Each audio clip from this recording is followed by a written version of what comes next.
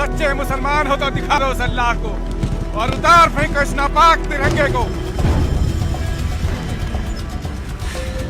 मर गया तो शहीद कहलाऊंगा। लोग इस मुसलमान को देशद्रोही कहेंगे अगर इस तिरंगे को झुकाऊंगा। सच्चा मुसलमान मुस्लिम कौम पे तार ना लगाऊंगा। दुनिया के लगभग हर देश में इस्लाम धर्म को मानने वाले लोग रहते हैं, जिन्हें हम मुसलमान के नाम से जानते या पुकारते हैं।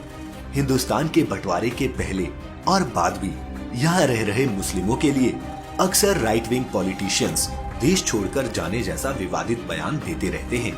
लेकिन दोस्तों, क्या कभी आपने सोचा है कि कहीं सच में अगर सभी मुस्लिम भारत को छोड़कर चले गए होते या अभी छोड़कर चले जाएं, तो भारत को क्या क्या नुकसान होगा, कैसी होगी बिना इस्लाम के हिंदुस्तान की तस्वीर। तो दोस्तों, आइए जानते हैं कि मुस्लिमों के भारत छोड़ने से देश पर क्या क्या असर पड़ेगा।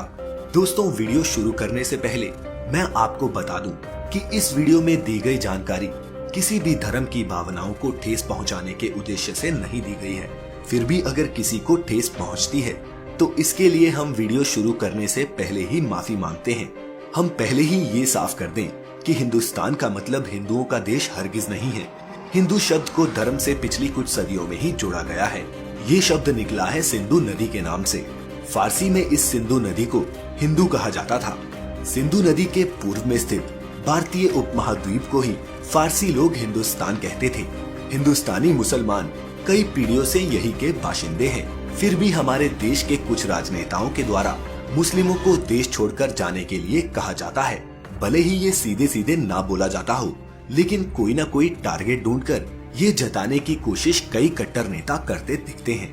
उन्हें देश से कुछ भी मतलब नहीं है, वो तो बस अपनी चुनावी रोटियां सेकना चाहते हैं। उन्हें क्या मालूम कि इस मुस्लिम कौम ने हमारे देश के लिए कितना कुछ किया है।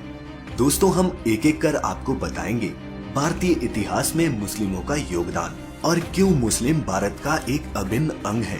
आइए सबसे पहले जानते हैं भारत की आजादी में मुस्लिमों का क्या योगदान रहा था। अशफाक उल्लाह खान के बारे में तो आप सभी जानते ही होंगे। उन्होंने देश की आजादी के लिए हंसते हंसते अपने प्राण तक दे दिए थे। खान अब्दुल गफ्फार खान ने भी देश की आजादी में अहम योगदान दिया। ये जानकर आपको हैरानी होगी कि खान अब्दुल गफ्फार खान ही एक ऐसे अकेले मुस्लिम क्रांतिकारी थे जिन्होंने हिंदुस्तान के विभाजन का खुलकर विरोध किया था। ये अलग बात है कि विभाजन के बाद वो पाकिस्तान चले गए, लेकिन वे वहाँ जाकर भी चुप नहीं बैठे और जीवन भर बलूचिस्तान की आजादी के लिए आंदोलन करते रहे, जिसके लिए उन्हें कई बार जेल भी जाना पड़ा। इसके साथ ही डॉक्टर जाकिर हुसैन, आजाद मौलाना अबुल कलाम, आसफ अली जैसे कई और मुस्लिम नेता हुए जिनका भारत की आजादी में अहम योगदान रहा। डॉक्टर जाकिर हुसैन 1967 से 1969 तक भारत के राष्ट्रपति भी रहे। आजाद भारत में इस कौम ने हमें डॉक्टर एपीजे अब्दुल कलाम जैसे एक महान वैज्ञानिक दिए, जिन्होंने देश को सामरिक दृष्टि से मजबूत बनाया। रामेश्वर तमिलनाडु में जन्मे इस मुस्लिम के कारण ही आज हमारा देश एक न्यूक्लियर पावर है। कभी आपने सोचा है कि भारत में अगर मुसलमान ना होते तो हमें उस्ताद बिस्मिल्लाह खान जैसा शहनाई वादक कहां से मिलता? अगर भारत में मुसलमान ना होते तो मोहम्मद रफी, जाकिर हुसैन, AR रहमान और यूसुफ खान उर्फ दिलीप कुमार जैसे कलाकार नहीं मिलते, जिस पर हमारा देश गर्व करता है। भारतीय फिल्म इंडस्ट्री की बात करें तो आज बॉलीवुड मुस्लिम कलाकारों से भरा पड़ा है। आज खान तिकड़ी की फिल्में बॉक्स ऑफिस पर सबसे ज्यादा बिजनेस करती हैं। स्पोर्ट्स की बात करें तो जहीर खान, पठान ब्रदर्स और अजरुद्दीन जैसे कई मुस्लिम खिलाड़ियों ने क्रिकेट जगत में भारत का नाम रोशन किया है। हमारे देश में अजीम प्रेमजी जैसे कई मुस्लिम उद्योगपति भी हैं, जिन्होंने लाखों लोगों को रोजगार दिया हुआ है। ऐसे में अगर अजीम प्रेमजी जैसे उद्योगपति भारत छोड़कर चले जाएं, तो हमारे देश में रोजगार की भारी कमी आ जाएगी।